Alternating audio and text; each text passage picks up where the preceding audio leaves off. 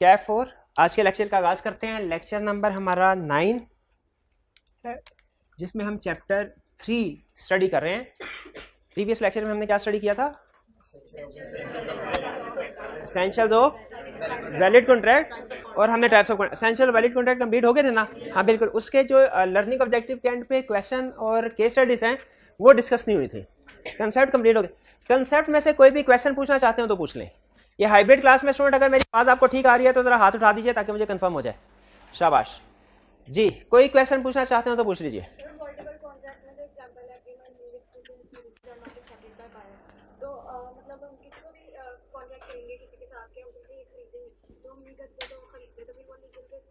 बिल्कुल ऐसे। देखिए कोई भी एग्रीमेंट रिटर्न भी हो सकता है, ओरल भी हो सकता है। सिर्फ कुछ एक एग्रीमेंट्स हैं जिनका रिटर्न होना लाजमी है। उसके अलावा जितने भी एग्रीमेंट्स हैं वो ओरल हो या रिटर्न हो वो इक्वली वैलिड है। कौन कौन से एग्रीमेंट्स का रिटर्न होना जरूरी है? गिफ्ट, टाइम बार्डेड, आर्बिट्रेशन एग्रीमेंट, इनका रिटर्न होना जरूरी है। बाकी इसके अलावा जितने भी एग्रीमेंट्स हैं वो ओरल भी हो सकते हैं और रिटर्न भी हो सकते हैं, इक्वली वैलिड है। और अगला क्वेश्चन आपने पूछा, इन्होंने कहा कि जो वाइडेबल कॉन्ट्रैक्ट की एग्जांपल्स थी वो क्या थी कि अगर देखें आप किसी मिस्टर ए ने मिस्टर बी के साथ एग्रीमेंट किया कि वो 10 तारीख को कुछ चीज़ें डिलीवर करेगा बी को। अब अगर ड्यू डेट के ऊपर ए बी को चीज़ें डिलीवर नहीं करता तो बी के लिए एग्रीमेंट वाइडेबल है। यानी बी अगर चाहे तो उसे कह सकता है कॉन्ट्रैक्ट खत्म, अब तूने 10 को डिलीवर नहीं किया, अब मैं 12 को भी नहीं वसूल करूंगा। बी ये कह सकता है कि ड्यू डेट पे तुमने चीज़ें एक्सेप्ट जितनी चीजें डिलीवर नहीं की मैं अब 10 के बाद भी एक्सेप्ट नहीं करूंगा। ये उसके लिए वाइडेबल हो गया। चाहे तो 10 के बाद एक्सेप्ट कर ले, चाहे तो वो कहते मैं 10 के बाद भी एक्सेप्ट। इसी तरह अगर ए ड्यू डेट पे चीजें डिलीवर करता है बी को 10 तारीख, लेकिन बी इसको एक्सेप्ट नहीं करता, अब देखिए बी का फॉल्ट हो गया। ये अगली एग्जांपल है। बी एक्सेप्ट नहीं करता तो ए के लिए अब ये एग्रीमेंट वाइडेबल हो गया। यानी ए अगर चाहे तो उसे कि अच्छा यार 10 को तुमने एक्सेप्ट नहीं ना की, मैं 12 को तुम्हारे पास पहुंच जाएगा दोबारा डिलीवरी लेके। चाहे तो ऐसे कर ले, चाहे तो वो उसको कैंसिल कर दे। यानी वो कहे मैं 10 का तय पाया था, मैं 10 को लेके आया, तुमने चीजें वसूल नहीं की, अब मैं 12 को भी नहीं लेके आऊंगा, कॉन्ट्रैक्ट खत्म और तुम मुझे हर्जाना अदा करोगे। ये है वाइडेबल का कंसेप्ट। ठीक है कि दूसरी पार्टी की मर्जी है, चाहे वो उसे इन्फोर्स करवाए, चाहे उसे खत्म कर दे, चाहे कंटिन्यू रखे, चाहे खत्म कर दे। ठीक है जी। और कोई क्वेश्चन? हाइब्रिड में से कोई क्वेश्चन पूछे भाई? हाइब्रिड वाले स्टूडेंट आते हैं, सो के चले जाते हैं भाई, ऐसे नहीं चलेगा। कोई क्वेश्चन पूछे, हाइब्रिड वाले क्वेश्चन पूछेंगे तो क्लास आगे चलेगी, वरना नहीं चलेगी। चले भाई टीए जो एंड पे पीछे करके छुप के टीए बैठे, हाँ जी आगे आ जाए। शाबाश शाबाश। ये दीजिए माइक। अगर कोई स्टूडेंट खुद से कहे तो उसे माइक दे, खुद से नहीं कहता कि किसी को भी माइक देने, जिसके पास माइक चला गया उसे क्वेश्चन पूछना पड़ेगा। जल्दी से पूछे। शाबाश शाबाश। हाँ जी जी भाई पूछे। जी जी वालेकुम अस्सलाम। भाई अब हाल चाल ना पूछो ना यार, सवाल पूछो जल्दी से। जी लॉफुल ऑब्जेक्ट के बारे में देखें, जो कॉन्ट्रैक्ट है ना, कॉन्ट्रैक्ट एग्रीमेंट जो आप लोगों के साथ करते हैं वो किसी लीगल चीज के बारे में होना चाहिए, किसी इलीगल काम के बारे में नहीं होना चाहिए।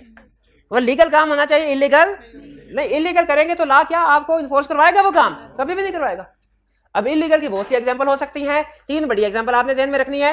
किसी भी पर्सन की जान, माल, इज्जत, इन 3 चीजों को नुकसान पहुंचाने का कोई भी एग्रीमेंट अगर करेंगे वो इलीगल एग्रीमेंट होगा, वो इलीगल ऑब्जेक्ट होगा। क्लियर जी।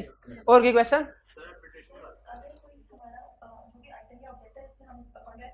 जी जी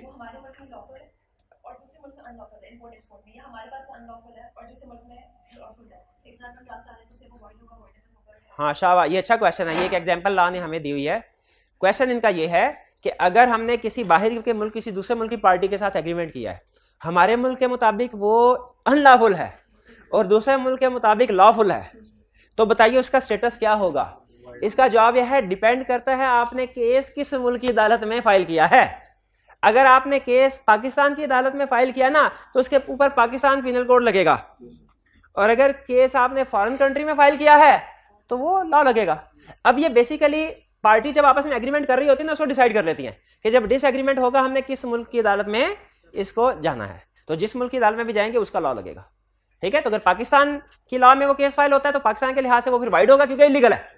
लेकिन अगर फॉरेन कंट्री में वही एक्ट फॉर एग्जांपल लीगल है, वहां पे वैलिड समझा जाएगा। क्योंकि बाज़ औक़ात इसकी एक बड़ी एग्जांपल मेरे ज़हन में आ गई, जुआ, वेजरिंग। पाकिस्तान में ये मना है, जुर्म है, लेकिन आप शायद वो सुनते हो कि कुछ फॉरेन कंट्रीज ऐसी हैं जिनमें वो इसको कानूनी हैसियत हासिल है। उसको वैलिड करते हैं। जी क्लियर हो गया क्वेश्चन आप? और कोई क्वेश्चन? जी आर्बिट्रेशन होता है दो पार्टी के दरमियान में जब लड़ाई झगड़ा हो उनका झगड़ा खत्म करवाना, लेकिन आउट ऑफ कोर्ट। आपने कभी लफ्ज़ सुना out of court settlement? Out of court settlement का मतलब क्या होता है कि अदालत से बाहर ही तस्फिया करवा दिया जाए। आउट ऑफ कोर्ट सेटलमेंट से सारी पार्टीज खुश होती हैं सिवाय वकीलों के। पार्टी ए फ्रीक ए भी खुश, फ्रीक बी, क्यों? उनके पैसे भी बचे, वकीलों को फीस नहीं देनी पड़ेगी, टाइम भी बचा, जज भी खुश, अदालतों के ऊपर बर्डन कम हुआ, वकील नाराज, क्यों भला? उनको पैसे नहीं मिलने अब। ठीक है, तो आउट ऑफ कोर्ट सेटलमेंट एक अच्छा डिस्प्यूट रेजोल्यूशन सिस्टम है। ये आर्बिट्रेशन का मतलब यही है कि दोनों पार्टीज मिलके किसी तीसरे बंदे को अपना आर्बिट्रेटर सालिस मुकर्रर कर लें, जैसे पंचायतों में होता है, क्या सालिस मुकर्रर कर रहे, और फिर जो वो फैसला करे उसके मुताबिक काम करे। क्लियर हो गया ये?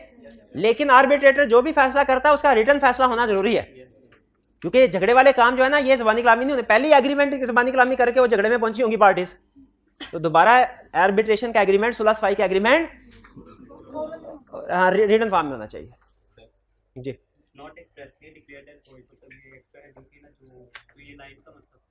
नॉट हेडिंग एसेंशियल में एक हेडिंग थी not expressly declared as void.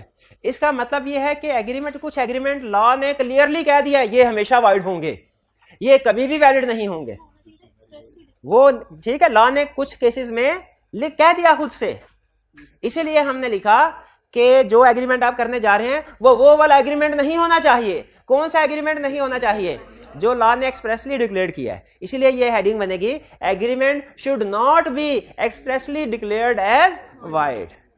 Agreement should not be that which is expressly declared as void. और फिर उसने नीचे एग्जांपल्स बताई हुई हैं। किन की एग्जांपल्स? उन एग्रीमेंट्स की एग्जांपल जो कि लॉ ने एक्सप्रेसली वाइड डिक्लेयर कर दी हैं। फिर एग्जांपल्स बताई हैं, किस चीज की एग्जांपल्स? उन केसेस की जो लॉ ने एक्सप्रेसली वाइड करार दे दी हैं। वो कौन कौन सी एग्जांपल्स है भाईजान?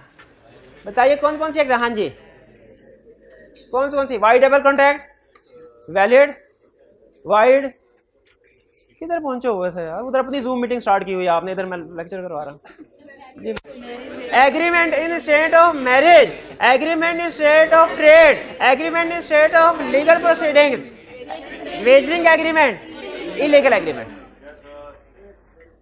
ठीक है जी, और कोई क्वेश्चन?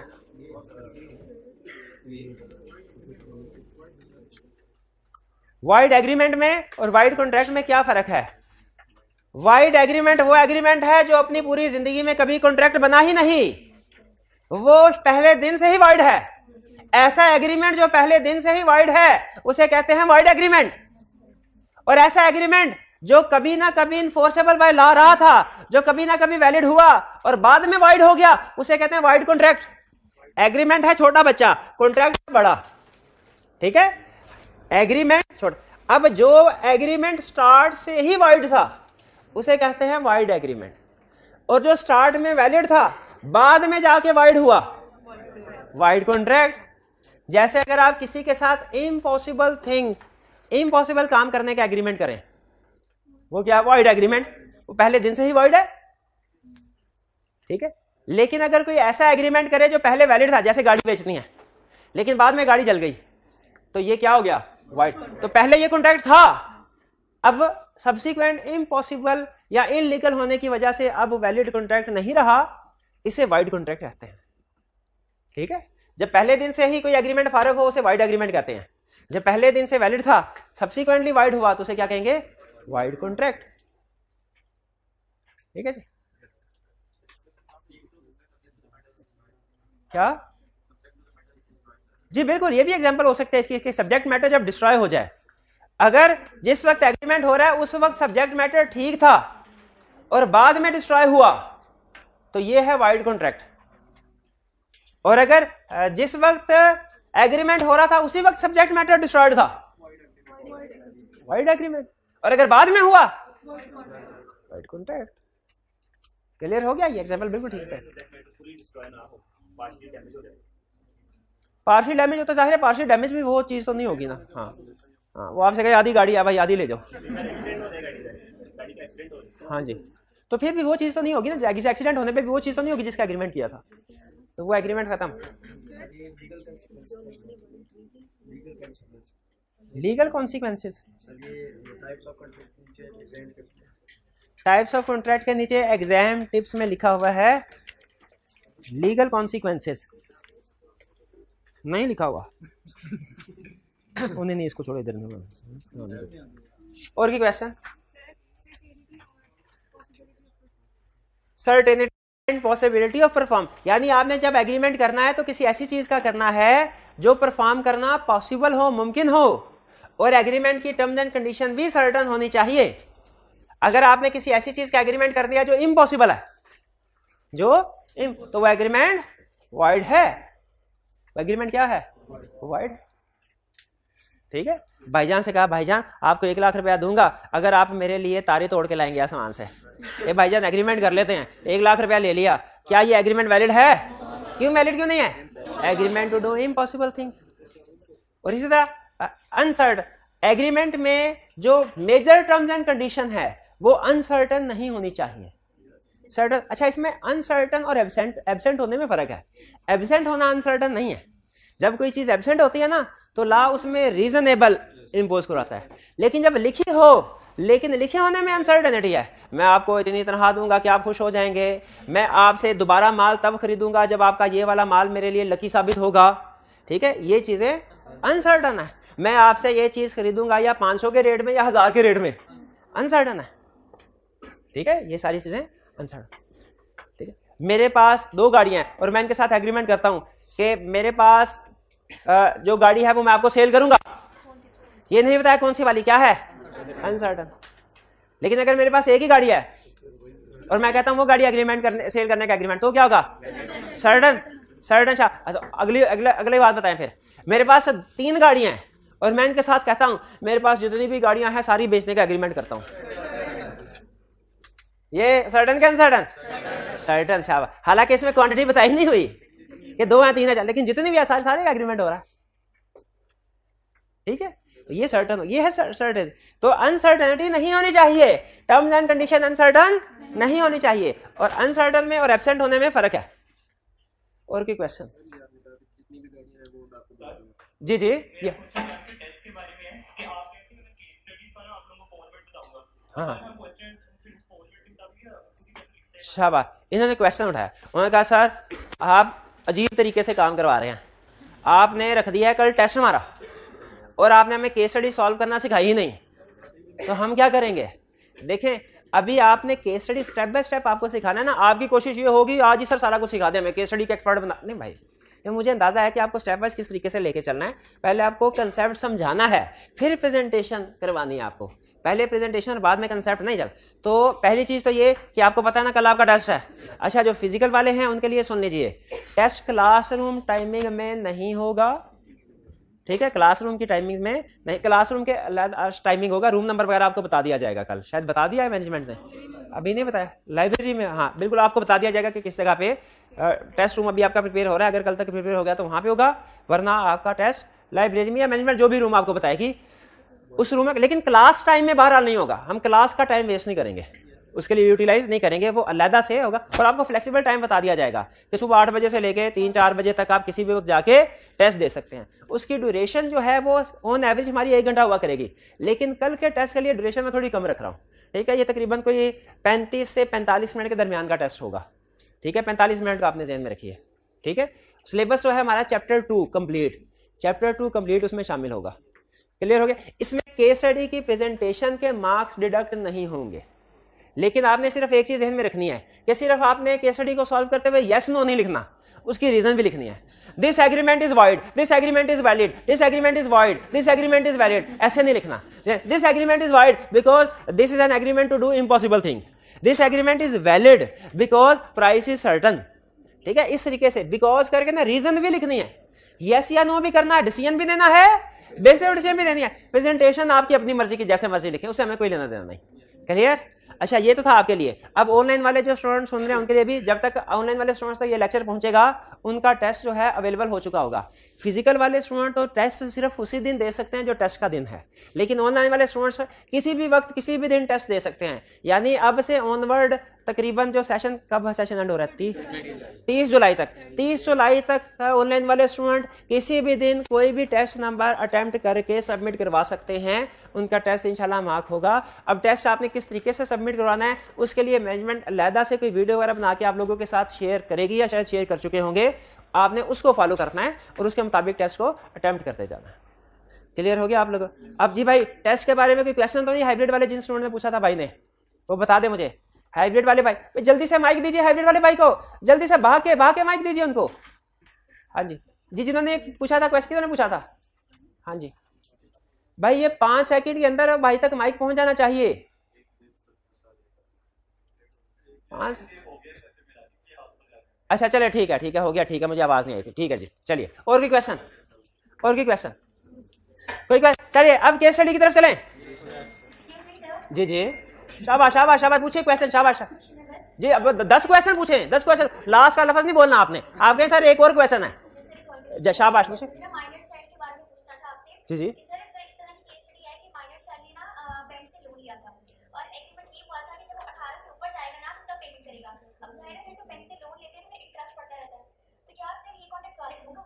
जी, इन्होंने पूछा कि 12 साल का बच्चा बैंक में गया और कहने लगा मुझे लोन दीजिए। बैंक ने लोन दे दिया और कहा अच्छा पैसे आप जब 19 साल के हो जाइएगा ना तब दीजिएगा। उसके इंटरेस्ट ऐड होता रहा। क्या ये एग्रीमेंट वैलिड है? रूल क्या बताया था? Agreement with minor is void against him. सिर्फ वाइड पे आके मैं रुक नहीं गया था, वाइड अगेंस्ट हिम कहा था। इसका मतलब है अगर आपने माइनर को लोन दिया ना तो उससे वापस नहीं मिलना आपको, लेकिन अगर माइनर से लोन लिया तो वापस करना पड़ेगा। उस वक्त आप ये नहीं कह सकते agreement with minor is void. Minor से लोन ले लिया और क्या कहा? एग्रीमेंट विद माइनर इज ना ना ना ना ना ना ना। हाँ, उसमें माइनर की फेवर में जा रहा है एग्रीमेंट। लॉ कहेगा इसको इन्फोर्स करवाओ।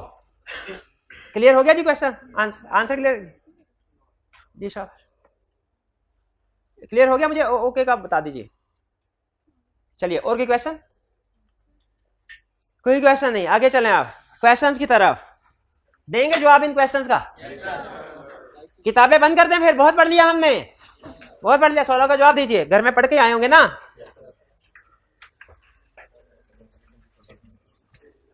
पहला का Adeel offers to buy bike from Babar for ₹50,000 to which Babar responds positively. Contract हो गया? Is there contract between them? Yes. और अगर होता to which Babar responds negatively, contract हुआ? नहीं हुआ। अगर होता to which Babar does not respond, फिर भी कॉन्ट्रैक्ट ना होता।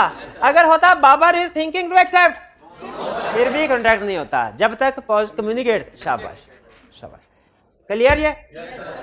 Next B, Adeel invited Babar on a dinner at his home. Babar भाई मेरे घर आओ, डिनर तुम्हारे लिए बनाया है। बाबर भाई ने एक्सेप्ट कर ली इनविटेशन। बाबर भाई अदील के घर आ गए, लेकिन अदील ने कहा मैं तो मजाक कर रहा था, बाबर भाई आप तो सचमुच आ गए। अब बाबर भाई को चढ़ घुसा गया। बाबर भाई ने कहा अब मैं तुम्हें कोर्ट में घसीटूंगा। क्या बाबर भाई अदील को कोर्ट में घसीट सकते हैं? क्यों नहीं घसीट सकते? सोशल एग्रीमेंट है। कैसे पता चला सोशल एग्रीमेंट है? डिनर डिनर डिनर, शाबाश, बिल्कुल। लेकिन अगर पार्टीज एग्री करें, हो भी सकता है ये ना हम होटल में बुकिंग कराएं और 10 बंदों की बुकिंग, और जब उधर लेके जाए होटल वाले ने सामान तैयारी ना किया हो, तो अब ये सोशल एग्रीमेंट तो नहीं ना रहेगा। अब इसमें तो हम उनके खिलाफ केस कर सकते। बिल्कुल बिल्कुल, होटल का बिजनेस है, वो फिर कमर्शियल में आ जाएगा। जी, होटल दोस्त का है तो फिर भी कमर्शियल में आएगा। है तो बिजनेस ही, है तो बिजनेस ही। 2 से भी चीजें खरीदेंगे, कमर्शियल एग्रीमेंट आएगा। मारिया ए माइनर बारोड, उधार लिए कि उधार दिया? अच्छा, एक होता है लैंड, एक होता है। जब मैं स्टूडेंट था ना, दोनों में कंफ्यूज हो जाता था कि बारो और लैंड में से किसका मतलब उधार देना है, किसका मतलब उधार लेना है। तो फिर एक जगह पे एक बंदे ने सिखाया, उसने कहा जैसे ना सेंड भेजना, तो वैसे था लैंड देना, भेजना पैसे भेजना। सेंड या लैंड का मतलब पैसे दिए, उधार दिया। बारो का मतलब उधार लिया। तो मारिया ने उधार लिया लैला से, and executed mortgage of her property, यानी एक लोन एग्रीमेंट कर लिया। मॉर्टगेज कहते हैं लोन एग्रीमेंट को, जिसमें उसने अपनी प्रॉपर्टी लैला की फेवर में दे दी कि अगर मैं आपको उधार वापस ना करूं तो प्रॉपर्टी आपकी। जमानत के तौर पे प्रॉपर्टी दे दी लैला ने, मारिया ने किसको? मारिया कौन है? Minor. Is this a valid contract? क्यों? ये अगेंस्ट माइनर है। ये अगेंस्ट माइनर है, agreement is void against minor. अच्छा, और अगर मारिया मेजर होती तो एग्रीमेंट वैलिड होता। भाई क्लियर? जी भाई, दोनों माइनर हो फिर एग्रीमेंट डबल वाइड। पूछो पूछो जी। हाँ, ये बंदे ने एडवांस है, उसने कहा सर चलो ये एग्रीमेंट तो खत्म हो गया, लेकिन लैला जो मारिया को 1 लाख दे बैठी है, उसको बाद में पता चला, तो अब क्या उसके पास कोई कोर्स ऑफ एक्शन, एक कोर्स ऑफ एक्शन है। वो क्या है?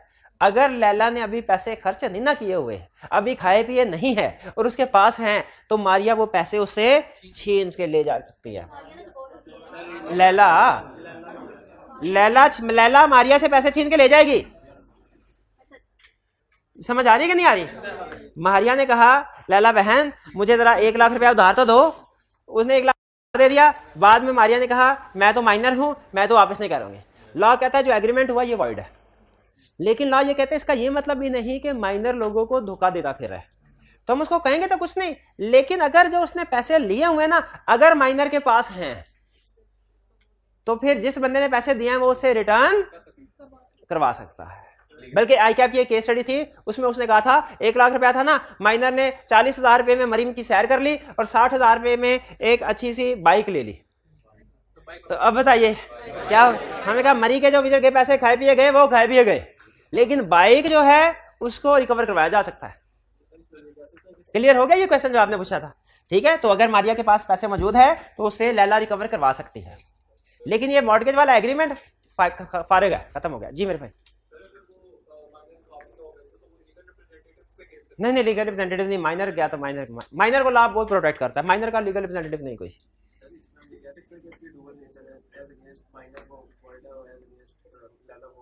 हाँ, क्या ये कह सकते हैं कि अगर माइनर के साथ एग्रीमेंट हो तो वो agreement as against minor void है, लेकिन as against other party valid है? तो बिल्कुल वैलिड है। अगर यही उधार मारिया ने लैला को दिया होता तो फिर तो लैला को वापस करना पड़ता, फिर एग्रीमेंट वैलिड होता। बेशक वो यूज भी कर लेते, बिल्कुल जी। लैला को अगर एज अगेंस्ट लैला वैलिड है तो जो एग्रीमेंट हुआ उसके मुताबिक प्रॉपर्टी ट्रांसफर करनी होगी मारिया को।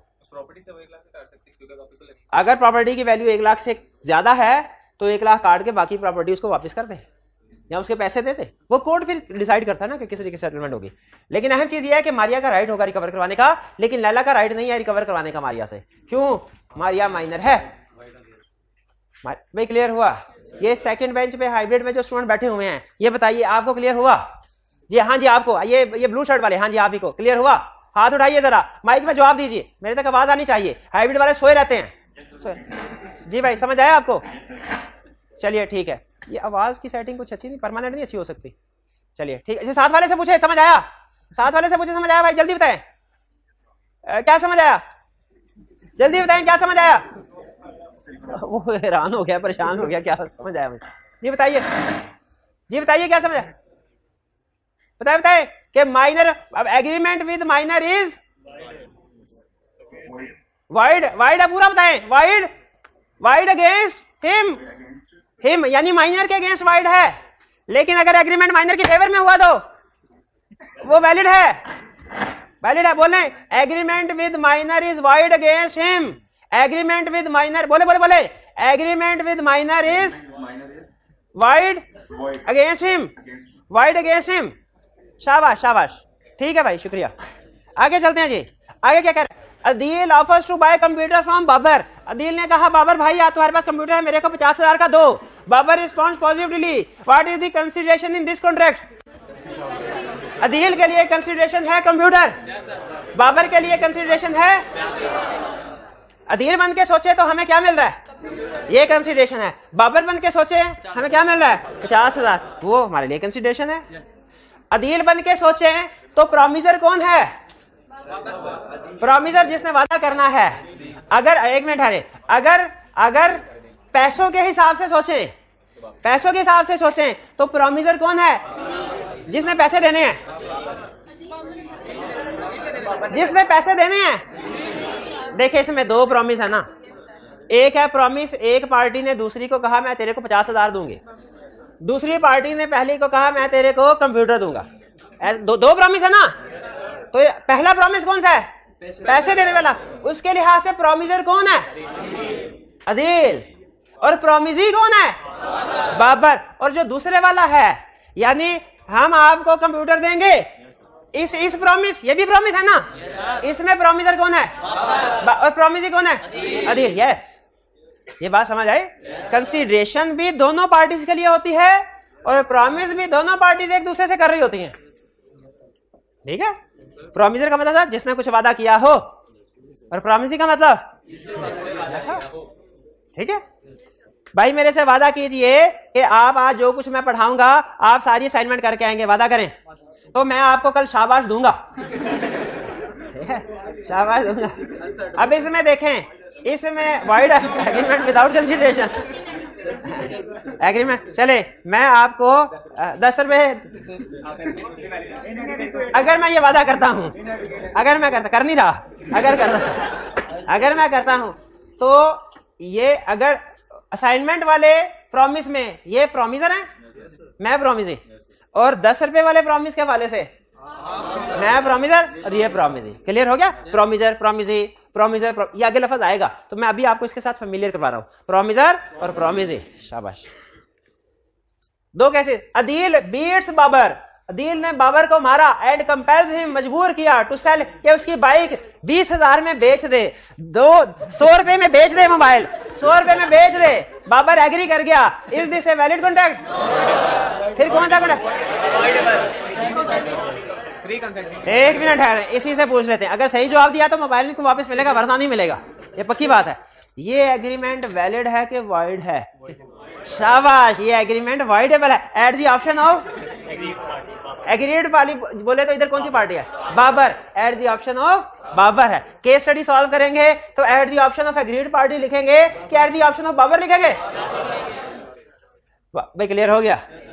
वॉइडेबल का मतलब समझ आ गया, यानी बाबर को वारा खाता है तो ठीक है, वरना नहीं।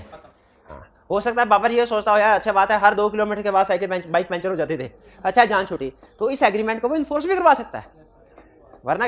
अच्छा, क्या रीजन लिखनी चाहिए हमें? एक मिनट, कोई नहीं बोलेगा। क्या रीजन लिखनी चाहिए क्यों वॉइडेबल है? क्या रीजन है? कोई नहीं बोलेगा। कंसेंट। शाबाश, consent is not free. Clear हो गया? ये आगे चले। Azam advance money to his son Babar during his minority. Azam ने अपने बेटे बाबर को, जब वो माइनर था, पैसे दिए। अच्छा बताइए, बाप और बेटे में एग्रीमेंट हो सकता है? बिल्कुल। बाप और बेटा एक ही लीगल आइडेंटिटी है कि सेपरेट लीगल पर्सन है? ठीक है। जिस तरह आप किसी बाहर के बंदे को उधार देते हैं तो वापस लेने के हकदार हैं, उसी तरह अगर आपने अपने भाई को उधार देते हैं, बहन को उधार देते हैं, वालिद साहब को उधार देते हैं, बच्चे को उधार देते हैं, तो वापस भी ले सकते हैं थ्रू एग्रीमेंट। नहीं, अगर वो देना चाहे नहीं दो, अगर वो ना भी देना चाहे फिर भी रिकवर करवा सकते हैं, जैसे बाहर की पार्टी के साथ करवा सकते हैं। जी क्या? हर एक से करवा सकते हैं, हर एक से करवा सकते हैं, दिए हो तो। नहीं, डोमेस्टिक, हाँ, सोशल या डोमेस्टिक एग्रीमेंट, लेकिन अगर इंटेंशन है, अब ये देखिए आगे वो क्या बताता है आपको इंटेंशन कैसे। अपॉन बाबा's कमिंग ऑफ एज, यानी कम ऑफ एज मुहावरा होता है कि जब वो मेजर हो गया, मुहावरा ना इंग्लिश का। आजम ऑब्टेन्स ए बॉन्ड, आजम ने बॉन्ड लिया, एग्रीमेंट लिया बाबर से फॉर ए ग्रेट, ये देखिए इसका बॉन्ड लेना शो करवा रहा है कि नहीं करवा रहा, कि सोशल एग्रीमेंट नहीं है वो। For a greater amount than the sum due in respect of the advances, जितना एडवांस दिया था उससे ज्यादा अमाउंट का साइन करवा लिया बॉन्ड कि वो पैसे अदा करेगा। लाख रुपया एडवांस किया था, 2 लाख एग्रीमेंट करवा लिया। By misuse of parental influence, ठीक है, वालिद होने की हैसियत का फायदा उठाते हुए, मिस यूज करते हुए ज्यादा अमाउंट का agreement. Is this a valid contract? अच्छा पहले एक मिनट, इसका जरा थोड़ा एनालिसिस करते हैं। बेटा 12 साल का है, बाप ने या चचा ने उसके साथ एग्रीमेंट किया कि तुम मुझे 10 लाख रुपए दोगे, एग्रीमेंट वैलिड है? Wide against minor. दूसरा केस, 12 साल का बच्चा, उसके साथ बाप ने एग्रीमेंट किया जब तुम 18, 19, 20 साल के हो जाओगे तो मुझे 1 लाख रुपया दोगे, एग्रीमेंट वैलिड? जिस वक्त एग्रीमेंट हुआ उस वक्त वो माइनर है, पेमेंट जब मर्जी करनी है, जिस वक्त एग्रीमेंट हुआ माइनर है तो एग्रीमेंट है वॉइड। वॉइड। क्लियर हुआ? अच्छा, अब सर्विसेज प्रोवाइड की जब वो माइनर था, परवरिश सब की, जब 20 साल का हो गया तो उसे कहा अब की एग्रीमेंट करो 20 साल की उम्र में मेरे साथ, कि मैंने जो तुम्हें बचपन से पालता रहा हूं उसके पैसे दो।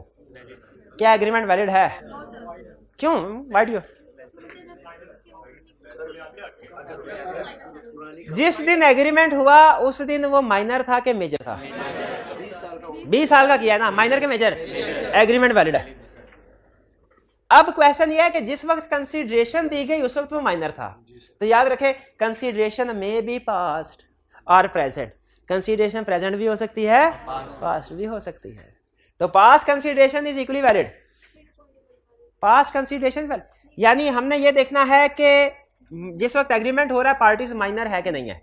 जिस वक्त कंसीडरेशन प्रोवाइड की गई उससे लिंक नहीं है, वो रेलिवेंट नहीं है, उस वक्त वो माइनर हो सकता है। लेकिन जिस वक्त एग्रीमेंट होना चाहिए उस वक्त मेजर हो, तो फिर तो यहां पे एग्रीमेंट किस वक्त हुआ? जब ये वाला एग्रीमेंट, ये वाला एग्रीमेंट पढ़ के मुझे बताइए एग्रीमेंट कब हुआ? जब वो मेजर था कि माइनर था?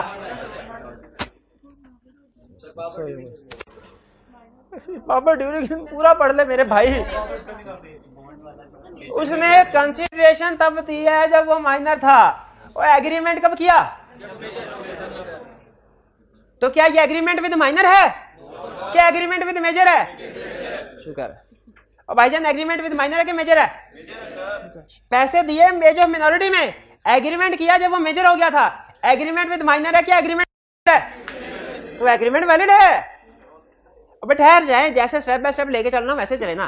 तो एग्रीमेंट अगर ये यहाँ पे खत्म हो जाता ना, यहाँ पे जहां पे कोमा लगे, यहाँ पे फुल स्टॉप होता ना, तो एग्रीमेंट वैलिड था।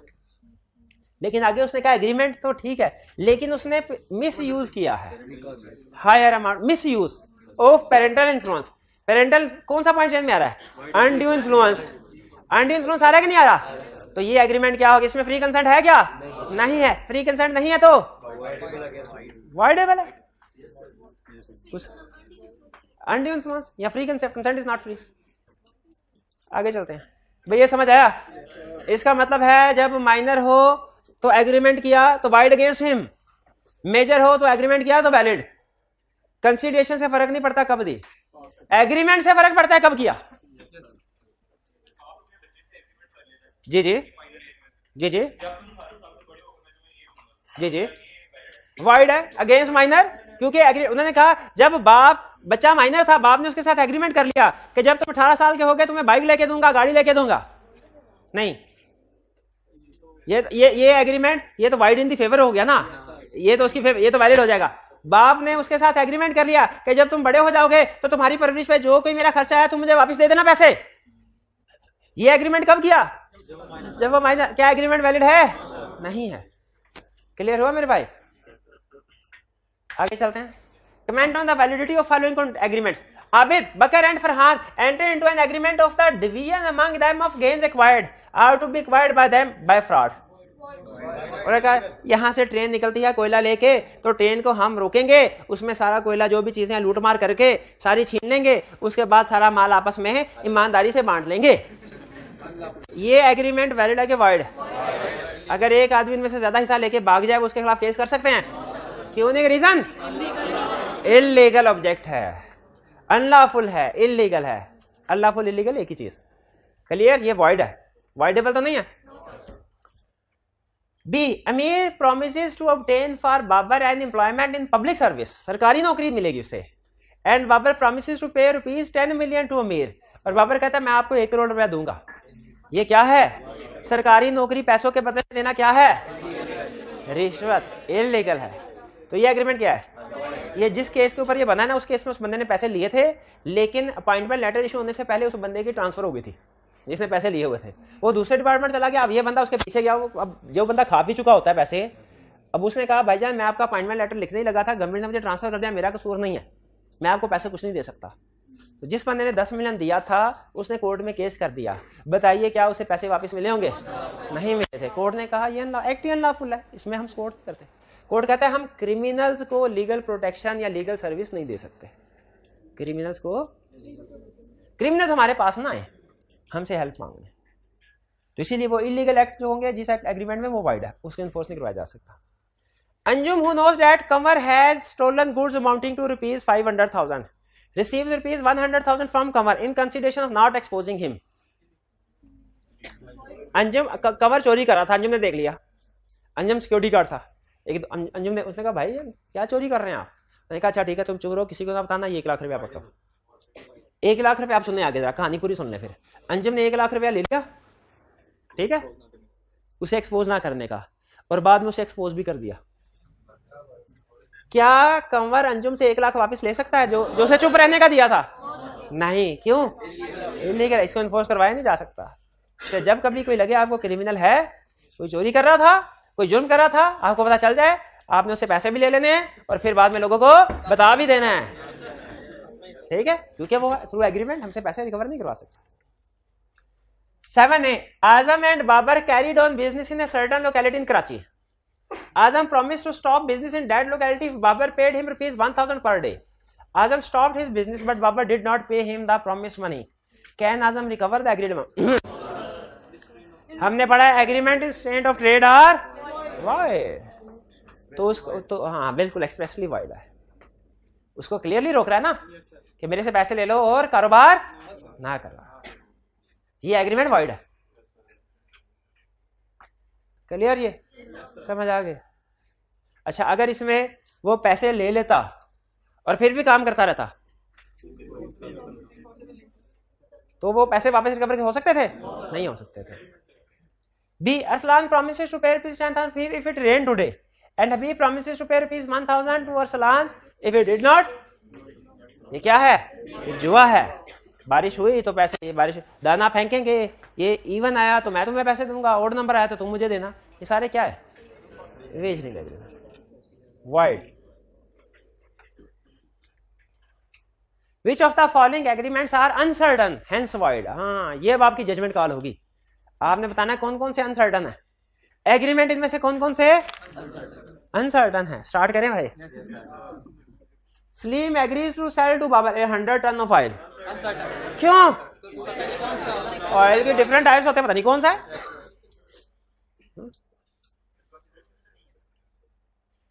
कंसीडर नहीं, वो जब उसने कह दिया ना 100 एग्रीज टू सेल, तो कंसीडर जब नहीं है तो रीजनेबल प्राइस मिलेगी ना मेरे भाई, बताया है ना, मार्केट प्राइस मिलेगी।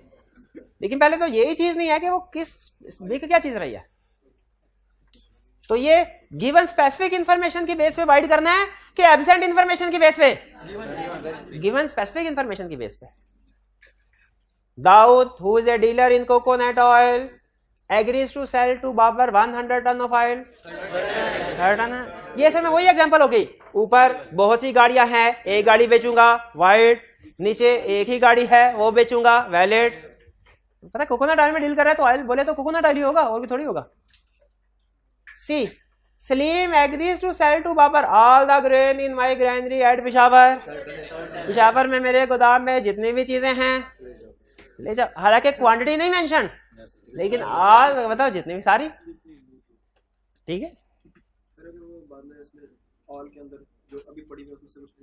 नहीं, वो आपस में एग्री कर लेंगे ना कि अच्छा ऑल उधर जो पड़ी हुई है ना, बस अब तुमने उधर नहीं जाना। जी जी जी।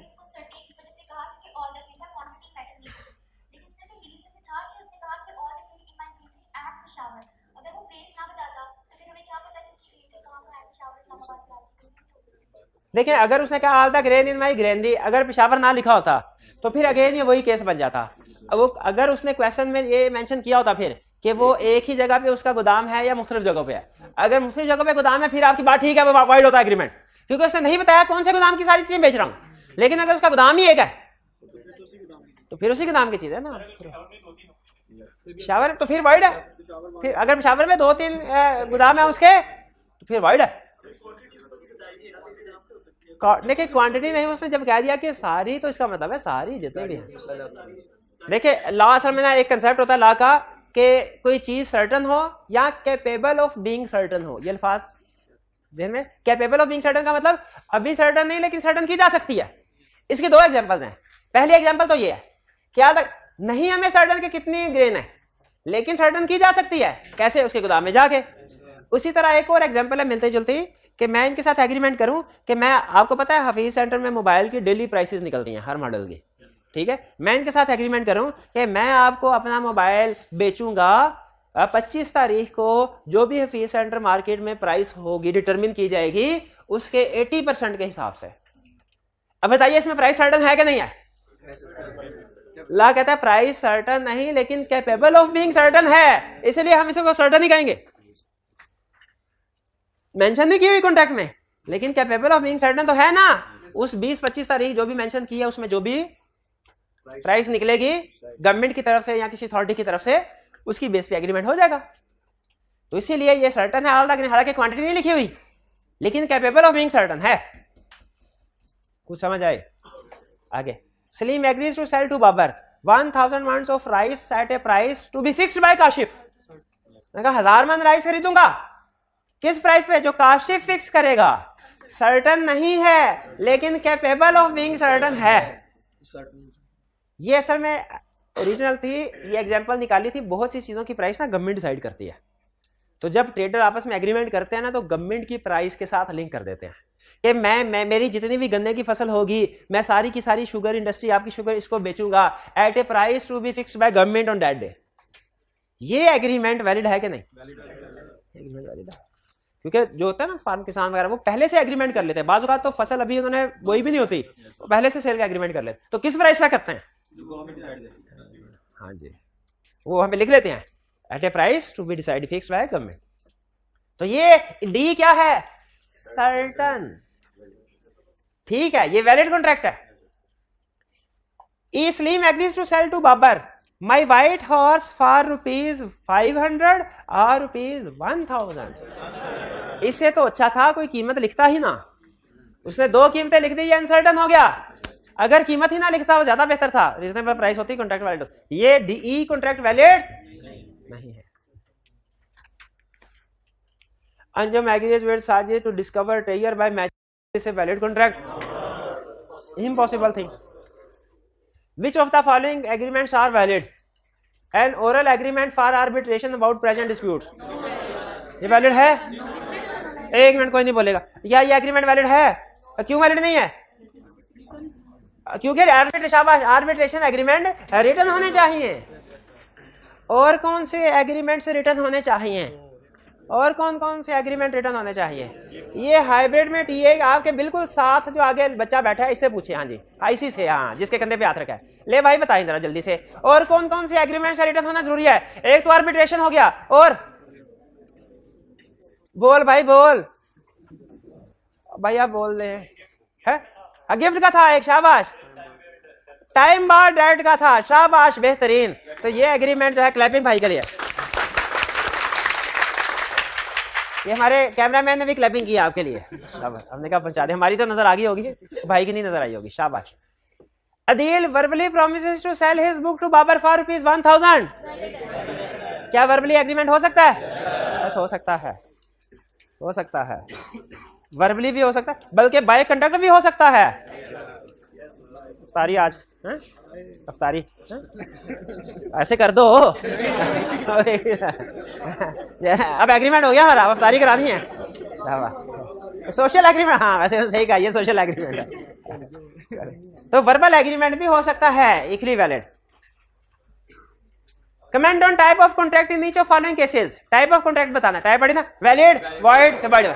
Amjad agrees to sell his Suzuki Mehran 2008 model to Habib for ₹450,000। शाबाश। Maria a minor borrowed ₹100,000 from Lala and execute mortgage. Void against Maria. Void against Maria. C. A music hall was rented out for a series of concert. ये अहम example है, अहम बार बार आएगी। Music hall rent out किया गया concert के लिए। Hall caught fire before the date of first contract.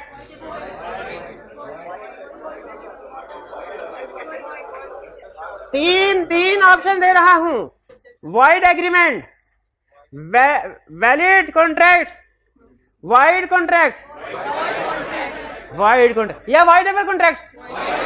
Wide contract, ये कॉन्ट्रैक्ट पहले वैलिड था, यानी ये कॉन्ट्रैक्ट बना है, कभी ना कभी इन्फोर्सेबल था, बाद में आग लगने की वजह से वाइड हुआ। ये है वाइड कॉन्ट्रैक्ट। भाई वाइड एग्रीमेंट और वाइड कॉन्ट्रैक्ट में पूछ रहे थे, ये है वाइड, बाद में हुआ। और अगर जिस वक्त एग्रीमेंट हो रहा था उससे पहले ही आग लगी होती तो ये वाइड एग्रीमेंट होता। इस वक्त ये वाइड कॉन्ट्रैक्ट है। C D, Azam threatens to kill Babar if he does not sell his BMW for ₹1 million to Azam. Babar contracted to sell his BMW to Azam and receives the payment. Voidable at the option of Babar. Reason किसने बतानी है? Consent is not free. अच्छा बताइए, अगर payment ना लेता फिर भी यही केस था, पेमेंट ले ली फिर भी यही केस है, ठीक है, वाइडेबल है। फर्क सिर्फ यह है कि अगर पेमेंट ले ली है ना और अब वो उसको वाइड करार दिलवाता है बाद में, तो फिर पैसे वापस करने पड़ेंगे, फिर बाबर को पैसे वापस करने, अगर बाबर कैंसिल करता है इसको। Anjum who knows that Qamar has stolen gold, कितनी दफा गुड स्टोरी करेगा वो कहता है मैं तुम्हें एक्सपोज नहीं करूंगा, 1 लाख दे दो।